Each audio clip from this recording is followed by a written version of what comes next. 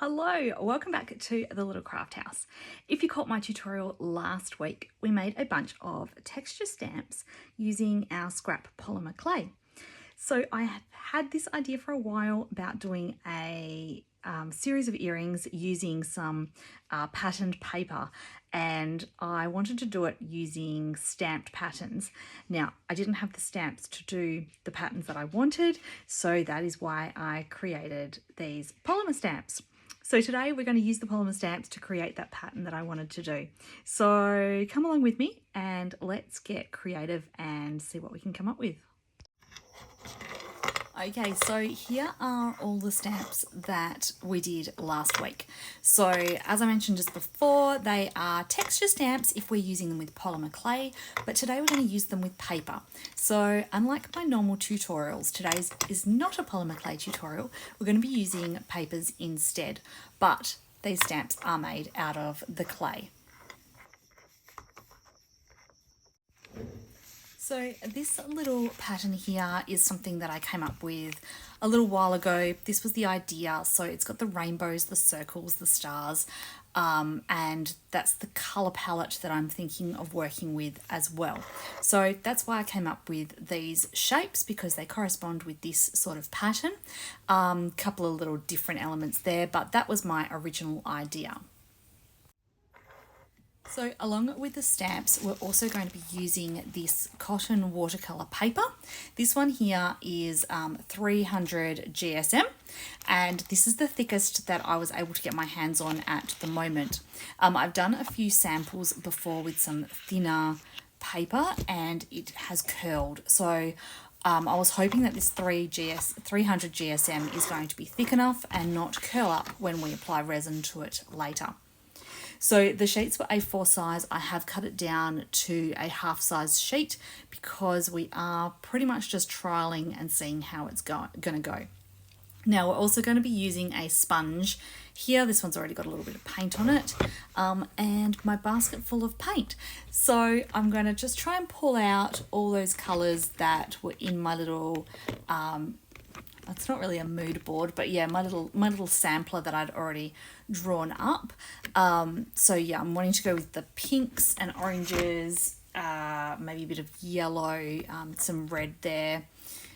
Yeah, just those sort of bright colours. And yeah, if I need to add some other colours later, I will dig something else out. I do want to add a little bit of gold as well. So I'm thinking that I'll just use the gold from my Posca pens, because I think I'm going to need maybe to fill some gaps. So I might need to do some dots and things with some of the paint pens instead of with the stampers. But we'll get to that afterwards. So yeah, I'm just going to pull out the colours that I like from here first, and then we'll see how we go.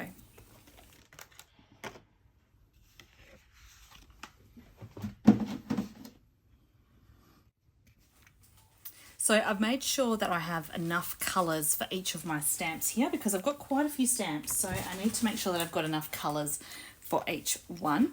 And I'm just going to put a squirt of each onto the sponge.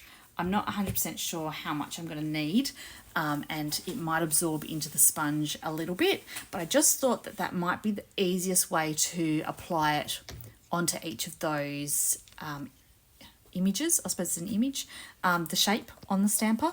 Yeah, I thought if I just daubed it up and down on the sponge, then it might give it a nice even coating, even covering. Otherwise, if that's not going to work, I'll use a paintbrush and just apply it onto the pattern, and then onto the shape rather, and then I can stamp it onto the paper. But we'll see how that works, because I've not done anything like this before, so I'm not 100% sure how it's going to go.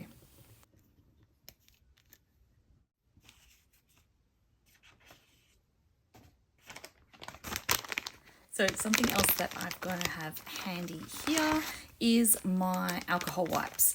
So this packet of alcohol wipes comes in super handy all the time for cleaning up, and today's going to be no exception, because obviously working with paint, it is going to get messy.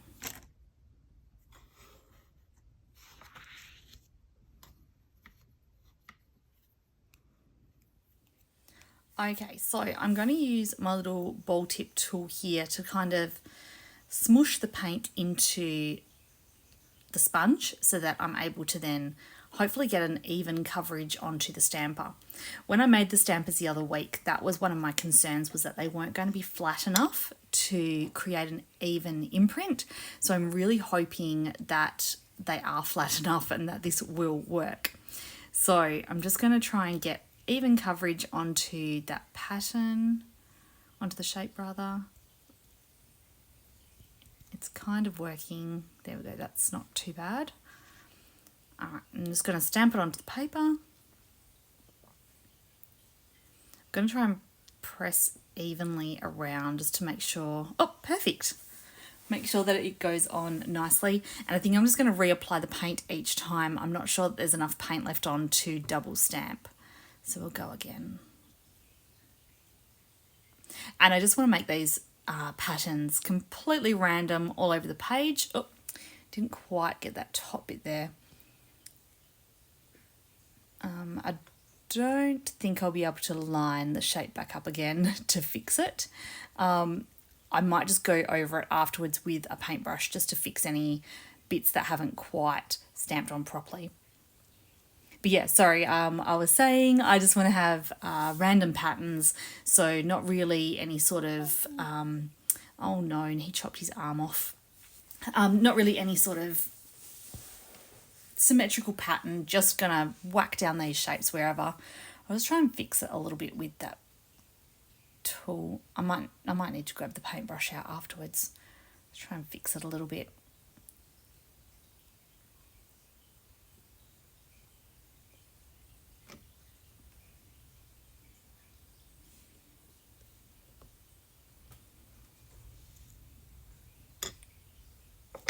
I mean, I could just paint these shapes straight on, but I'm not a very good artist. And even just doing simple stars and circles and things, I don't think it would look as good. So that's why I like the idea of doing the stamps. Okay, so we're just going to whack it into fast motion now and just do a bit of a time lapse to show you how I'm doing it. I ended up grabbing the paintbrush and using that to also help me apply it evenly to the shapes, and then I'm just using the paintbrush as well just to fix up any bits that the paint didn't quite transfer nicely onto the sheet with. And I'm so glad that I cut this sheet in half because, as you can imagine, it actually took me a really long time to get all these patterns all stamped out and to fix any bits that kind of didn't transfer properly. But yeah, it took me ages to do this, but I'm actually really happy with the patterns and how they've all turned out.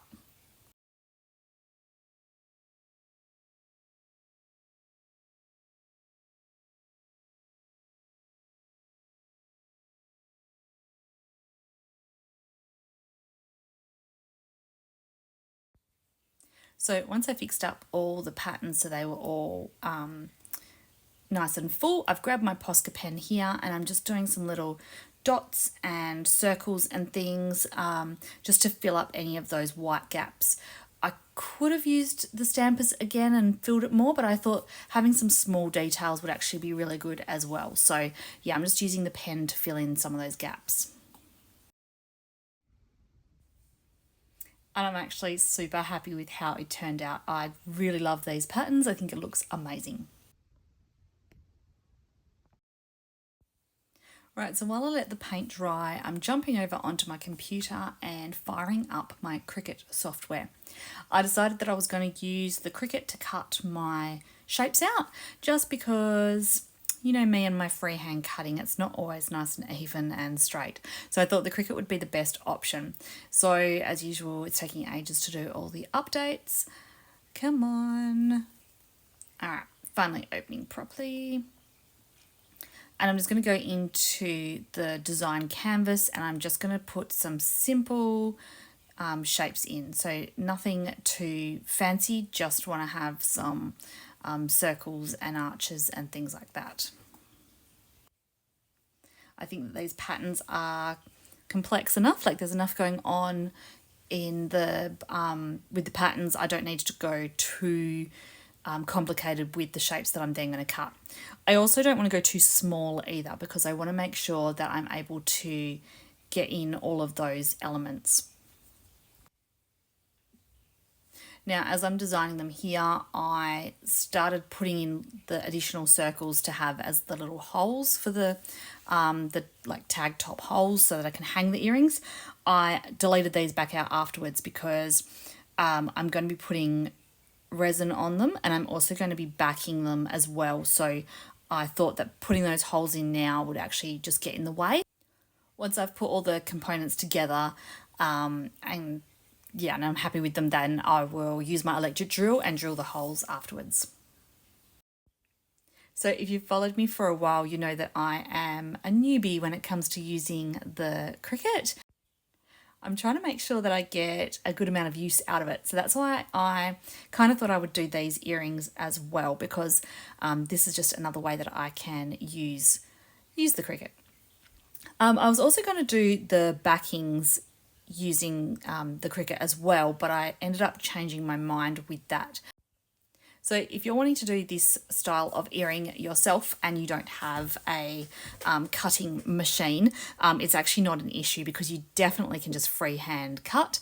I'll do the backings afterwards just by freehand cutting as well. But as I mentioned before, my cutting skills aren't the best. So if I can get away with using the machine to make them perfect, that is a much better option for me.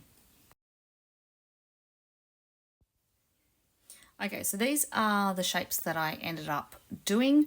Afterwards, I changed my mind a little bit about the shapes that I'm using, but I'll mention that once we get to it. Okay, so as we enter the settings, the cut settings here, I'm just typing in cardboard because I know that there is a selection for the different thicknesses of paper and cardboard and things. So yeah, cardstock here, 270 GSM. That's the closest that I'm going to get to the 300, I think. So I'm just going to select that. Okay, so I'm now going to just attach my artwork onto the cutting mat and get it all ready to go into the machine and get it all nicely cut up. This is quite hard to film one-handed. I don't have my tripod in this section. My Cricut currently lives on my kitchen bench because that's the only place that there is enough space to be able to use it. So yeah, I'm just going to hold the camera whilst we do this bit. And I actually really enjoy just watching it cut. I like watching it work its magic.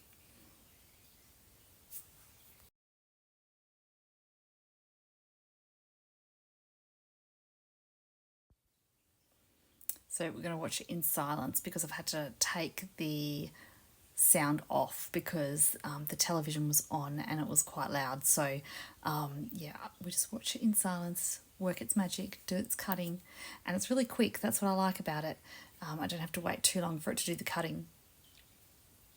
And one thing that I will admit is that I freaked out a little bit whilst it was cutting these shapes. I was like, oh my goodness, they're huge. But they actually didn't end up being that big. It just looks like they're huge whilst it's cutting.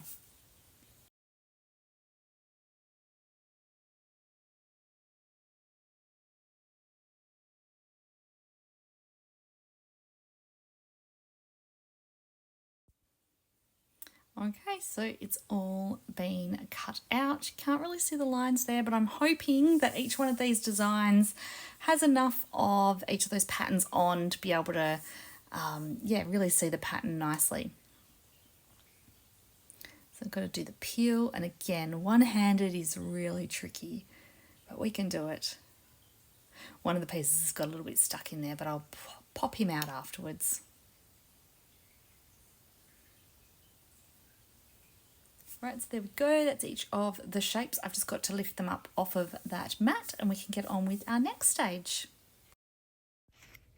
So I mentioned before about backing the pieces. I've got this faux leather here and I'm going to use this to put on the backs of each of those shapes. I'm using a sticky adhesive sheet here and that's what I'm going to use to attach it. I didn't want to use glue because I didn't want it to get all wet and yeah, I wanted it to stick properly. This sticky sheet is being a pain and not peeling nicely. But yeah, so that's what I'm going to back the pieces with. I mentioned earlier when I've done UV resin on the tops of some of my other pieces. When I've done things on paper, it's kind of curled up. So I'm wanting to try and make these pieces as thick as I possibly can before I put the resin on, just to try and stop any sort of curling. So that's the reason behind me putting these backings on. I also thought it would add a really nice touch just to have a nice complementing colour on the back. So this pinky, metallic pinky colour matches in with one of the paints that I chose. So yeah, I just thought it'd be nice to have those on the back. And also, before I mentioned about hand cutting, so I decided that I would cut this out by hand rather than with the Cricut, only because I want the pieces for it to match up properly. So I didn't want to cut it and then try and fiddle around with matching them on nicely. So just going to peel off that backing sheet.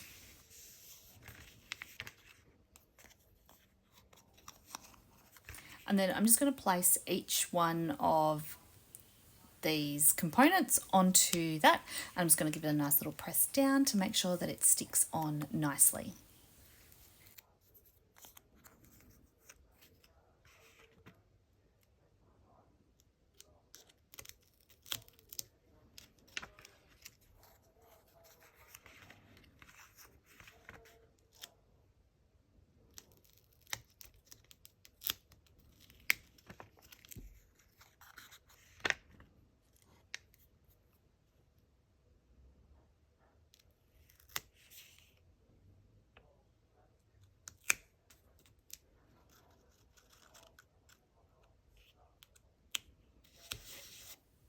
So I mentioned earlier about changing my mind about some of these shapes. I decided to change my mind about this flower shape. I was looking at the curves and thinking that it might be a little bit tough to actually cut out with this faux leather on the back. So I've popped them to the side for now, and I will probably come up with another thing for them at another time, because yeah, I decided not to back them on this. I'm also struggling a little bit to make sure that these pieces have enough space around the outside that I'm going to be able to cut them, but I also don't want to waste the backing material either. So yeah, just trying to tile them all on with enough gap, but not too much gap. And yeah, just trying to make sure that I'm reducing the amount of wastage that I am going to have as well.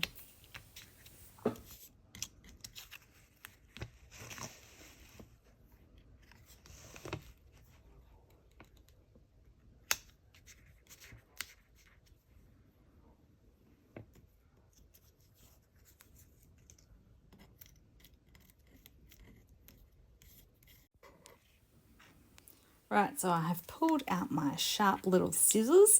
It is quite tricky to cut this with that sticky sheet facing up. So I'm just trying my hardest. I tried to cut it with putting that paper back down, but then I couldn't really see my shapes properly.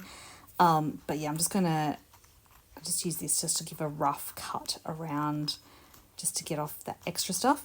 I'm just gonna pop that spares to the side because I will use that for something else another time. It is very handy having that sticky back on the back of it.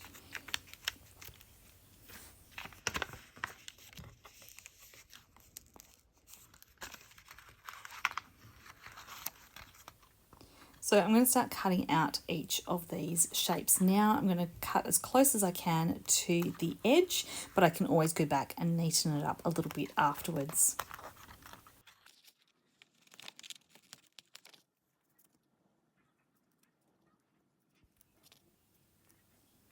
And once I've trimmed it here, I'm actually really happy with the thickness of these pieces. That backing is really nice. It's got that nice texture to it and a bit of a shine. So yeah, I'm really liking how these pieces are turning out.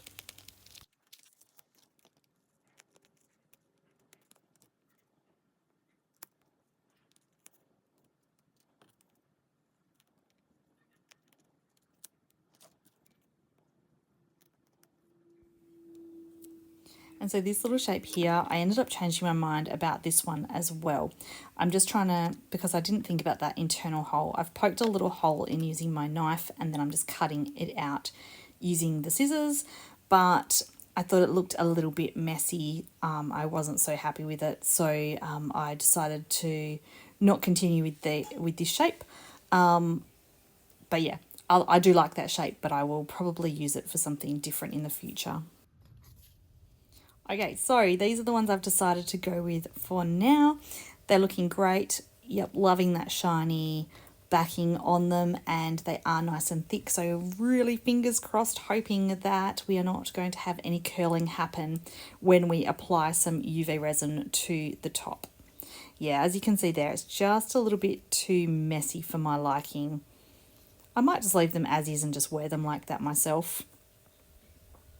Now, apologies for the darkness here. I'm using the UV resin, so I'm trying to avoid any UV light from the windows. So it is in a bit of a dark spot in my workroom. Well, it's actually a different workroom that I'm doing the resining in. Now, I also don't use a lot of UV resin. I actually prefer to use epoxy, the 2-part epoxy resin, but that one takes usually minimum of 24 hours to cure, and I really just want to get these ones done today. So it is a nice sunny day outside today, so once I've finished resining these, I will take them straight out and leave them in the sun for about 15 minutes, maybe a little bit longer, until they are nicely cured. And yes, I am very awkwardly, one-handedly using my silicone tipped tool to get all that resin to the edges. And then I'm just using the flame to pop any bubbles that may have surfaced. Okay, so I ran them outside into the sun to cure the resin, and they are nicely cured. It's right to the edges, which is nice. It hasn't pulled back, and they did curl just a little bit, but I don't think it's too much of an issue. It's not a massive curve, but just a slight one.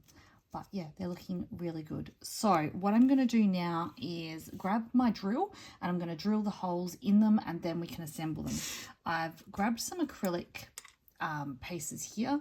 These are nice and shiny, and I think they will go nicely. And even though it sort of matches, but that's the back, so it doesn't really matter. But yeah, so I thought I will pair them with these acrylics just as something a little bit different, another sort of element to it, adding a bit of shine to the front.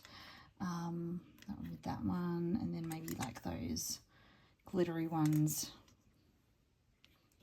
with those. But yeah, I'm going to grab my drill and I'm going to drill through them now. Hopefully it should go through okay.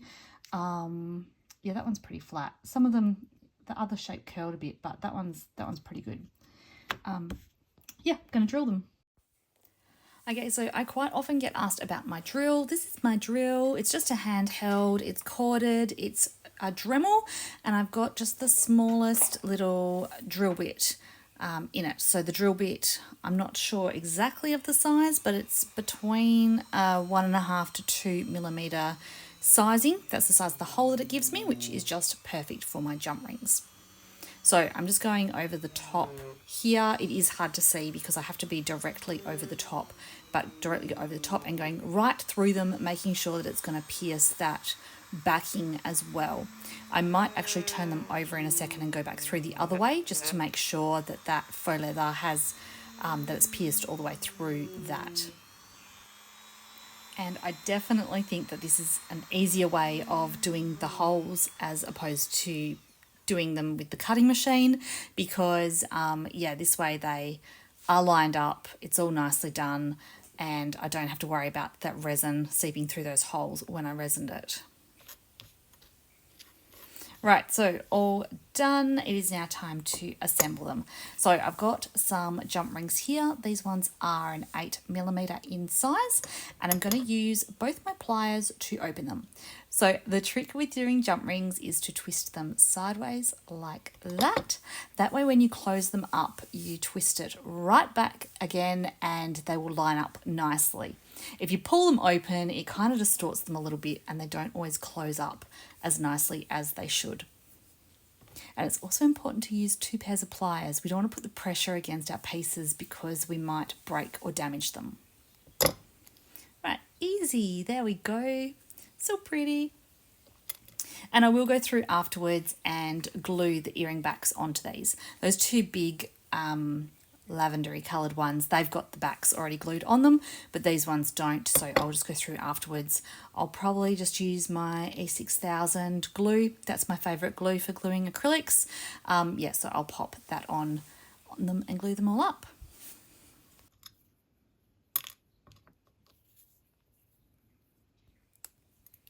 So that brings me to the end. So I'm actually really happy with how these turned out. They're nice and bright and colourful and something just a little bit different to what I would usually do. It's also, like usual, inspired me for some other ideas. So I've got plenty more ideas up in my brain, ready to come with similar sort of design. So make sure that you're following along to see anything that I do in the future. Like and subscribe here to YouTube, as well as follow me over on Instagram and Facebook, because I also post little mini tutorials and things over there. I have a little mini tutorial of another way to use that stamper happening this week as well. So I'll be popping that into the Reels and Shorts sections. So thank you once again for joining me, and I look forward to seeing you again back here next week. And I shall leave you with this image of me modelling my new earrings. Thanks guys, see you next week. Bye!